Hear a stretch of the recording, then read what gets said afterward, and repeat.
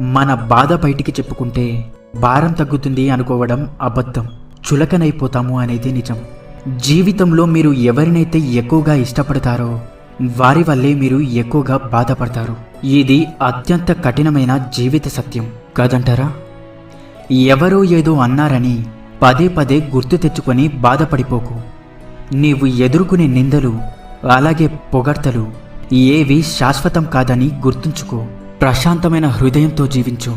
నచ్చినప్పుడు ఒకలా, నచ్చనప్పుడు మరోలా ఉండేవారికి బంధాల విలువ, అనుబంధాల విలువ ఎలా తెలుస్తుంది? అలాంటి వారితో ముడిపడిన బంధం కన్నీళ్లను మాత్రమే కానుకగా ఇస్తుంది. జీవితంలో విలువ ఇవ్వని బంధాలను పెంచుకోవద్దు. అలాగే విలువ ఇచ్చే బంధాలను వదులుకోవద్దు. ఒక విలువైన క్షణం విలువ ఎప్పుడు తెలుస్తుందో తెలుసా? అది జ్ఞాపకంగా మారిన తర్వాత మాత్రమే. డబ్బు అనే ఒక చిన్న రంగు కాగితం మనిషిలో